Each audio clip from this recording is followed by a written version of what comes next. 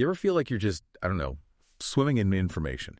Like there's so much important stuff out there, but who has the time to sort through it all? You want to really know what's going on, but without getting totally overwhelmed. Well, that's what we're doing today. Cutting through the noise, we're taking a deep dive into something pretty fascinating. Conversational commerce in Thailand. Exactly. And just to be clear, this isn't about those clunky old chatbots, Yeah. the ones that drove everyone crazy. No, today we're looking at how really advanced AI tools are changing everything. Sales, service, the whole customer experience, especially in Thailand, where messaging apps, particularly Line, are just fundamental to how people communicate digitally.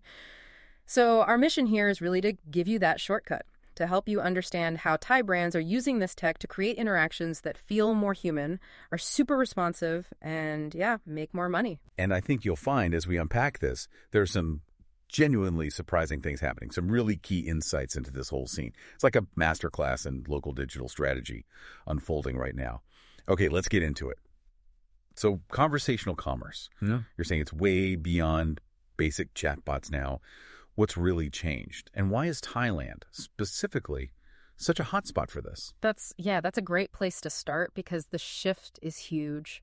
Thailand is so interesting, not just because of the tech itself, but the whole environment. You've got social media, messaging apps, Line especially. They're not just tools people use occasionally. They're like woven into daily life, this deep integration. It's created the perfect ground for these AI conversational tools to really take off. So businesses are moving past simple automation. They're genuinely rethinking how they sell, how they support customers, how they grow. They're building experiences that feel natural, almost human-like, super responsive, and importantly, they're profitable. And if you think about the bigger picture, understanding how this works in Thailand, well, it offers lessons for pretty much any market. It really shows the power of adapting tech to local culture and communication styles. That cultural fit sounds key. Yeah. Okay, let's talk sales then, because you mentioned AI is really sort of turbocharging that area. Many of us think of Line as just for chatting, right? Yeah. But in Thailand, it's way more a commerce platform. How are brands doing that? Yeah, you're spot on. Line's role in commerce there is pretty remarkable. The core of it is something called Line Official Accounts, or Line OA. Brands are embedding these quite sophisticated AI chatbots right into their accounts. These bots handle workflows. They drive sales directly. Think about tools like Zwiz.ai, Kaojiao, Botio. These are Thai platforms doing amazing things. These AI assistants, they're not just spitting out canned answers. They respond in real time. They can recommend products based on what you're saying. They can even process the order right there in the chat. And they qualify leads, too. So when a human salesperson does step in, they're talking to someone who's actually interested, ready to potentially buy. Wow, that sounds incredibly efficient. Yeah. But it's not just Line, right? You mentioned another platform making waves, TikTok Shop, and something about conversational live selling. Now, that sounds interesting. Oh, yeah, this is really taking off. Picture a seller doing a live video on TikTok talking about their products. Now, add AI into that mix. The AI is analyzing viewer comments, questions, even the mood of the comments, all in real time. It feeds insights back to the seller, suggests things to say, products to highlight based on viewer interest. Whoa. And viewers can often buy directly within that live stream. It's like the super interactive instant shopping experience. So it's like having a super smart shopping assistant and a marketing guru working together right there during the live show. You can just see how that boosts efficiency, makes it feel personal. It really blurs that line between watching something entertaining and actually buying something on the spot. Okay, so sales are getting supercharged. But what happens after the sale? Customer support. We all want quick answers, right? Not waiting on hold forever. How's AI changing that in Thailand compared to, say, traditional call centers? Yeah, that desire for instant help has really driven a big shift there. Many businesses are moving away from the old call center model, the long waits, the high costs. Instead, they're leaning heavily on AI-powered conversational support. For a lot of Thai companies, bots integrated into Line are now their main customer service channel. The main channel. Absolutely. And these systems are surprisingly good. They handle tons of common questions instantly, 24/7. They solve routine problems on the spot. And crucially, if something is too complex, they escalate it smoothly to a human agent, giving them all the context from the chat so far. Plus, they work around the clock with consistent quality. That's hard for traditional centers to match without huge expense. Think about sectors like banking or insurance. They're seeing big cost reductions from this while improving response times and customer satisfaction. So for you, the customer, it means faster help, more consistency, often without even needing to make a call. So that sounds like a win-win. Less waiting on hold is always good news. So, okay, text-based chat is clearly huge right now. But looking ahead, what's next? Is voice the next big thing in conversational commerce? Absolutely. Voice is definitely on the horizon. It's seen as the next major frontier. We're already seeing pilot projects from startups, but also big retailers, testing out AI-powered voice bots. Imagine just, telling your phone or smart speaker to place an order, track your package, or get recommendations all hands-free. The convenience factor is massive. Yeah, I can see that. But here's where Thailand presents a unique challenge and opportunity. The Thai language is tonal, meaning the pitch you use when you say a word can completely change its meaning. Ah, right, like in Mandarin. Exactly. So training AI to understand spoken Thai accurately with all those tonal nuances is much more complex than for English. But the innovation is happening. Companies like Amity plus a bunch of local tech startups are investing heavily in localized NLP, natural language processing. They're tackling this complexity head-on to power this new wave of voice commerce. They're making some really impressive progress. That's fascinating, the complexity of language itself being a hurdle. Yeah. But you can picture it, right? Ordering groceries while you're cooking, checking a delivery status while driving.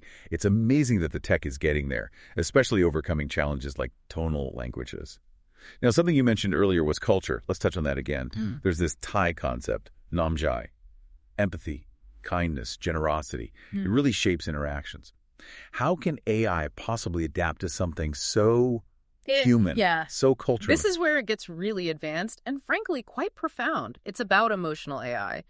Brands in Thailand are starting to use AI models that can actually detect emotional cues in text or even voice. Is the customer sounding frustrated, confused, happy? The AI tries to figure that out. Seriously, it can tell. It analyzes word choice, sentence structure, maybe pauses or speed in voice, looking for those indicators. And here's the clever part. The system can then adapt. It might change its own tone in the chat to be more empathetic. Or, and this is key, it can recognize when automation isn't cutting it and flag a human agent to take over. Imagine someone getting really angry in a line chat. The system detects that high frustration and, boom, seamlessly transfers to a person who can hopefully de-escalate and solve the problem properly. Okay, that's smart. It helps resolve issues better, sure, but it also preserves that feeling of being cared for, that namjai, which builds trust and loyalty. So it's not just about understanding words anymore. It's about AI learning to understand or at least respond appropriately to cultural values and emotions. It really makes you think, doesn't it? Yeah. How do you build AI that's not just globally functional, but culturally sensitive? Wow, AI learning empathy? Or mimicking it really well anyway. Yeah. That's a huge step. So what does this all mean in practice? Can we look at some actual Thai brands who are nailing this? Definitely. There are some great examples showing this isn't just theory. Take Zepi. They provide a commerce platform for lots of small and medium businesses in Thailand. They integrate AI chatbots right into line. These bots don't just answer questions. They actively help upsell products during the chat, boosting how much people buy. Nice. Then you have Shrichin Cosmetics. They're a well-known beauty brand. They did something really clever. Combined conversational AI online with gamified loyalty programs. And they saw, I think it was around a 40% jump in repeat customer engagement. So turning casual buyers into loyal fans. 40%. That's significant. Huge. And on a bigger scale, look at AIS, the big telecom company. They're using AI voice bots, actual voice, to handle things like bill payments and service questions for, get this, over 1 million users every single month. 1 million users a month interacting with a voice bot. Yeah. It just shows the scale this can reach when done right. These aren't just small tests then, are they? Yeah. It really proves that conversational commerce, when it's smart, AI-driven, and culturally tuned, it's not just buzz. It's a real growth engine. Absolutely. To wrap it up, Thailand is really pushing the boundaries here in Southeast Asia, maybe even globally in some ways. This deep integration of AI into Line, the rise on TikTok, the push into voice, it shows Thai businesses are building customer experiences that are intelligent, yes, but also empathetic. And ultimately, they're driving revenue because they're tailored so well to how people actually communicate and what they value culturally. That localization is key. And I guess the takeaway for any brand, especially foreign ones thinking about Thailand, is pretty clear. You can't just show up with a good product. You have to embrace the local platforms, understand the communication style, the culture, and you need to invest in the right tech, right? The conversational marketing tools that let you manage all this effectively. Exactly. Which brings up a really interesting point for you, the listener, to think about. How much do you really factor in cultural nuances when you think about technology adoption globally? Or even just when you're designing customer interactions in your own market? What stands out to you from Thailand's story as the biggest opportunity or maybe the biggest challenge ahead? Lots to think about there. Well, thank you for joining us on this deep dive into Thailand's conversational commerce scene. We hope it's given you some fresh perspectives and valuable insights.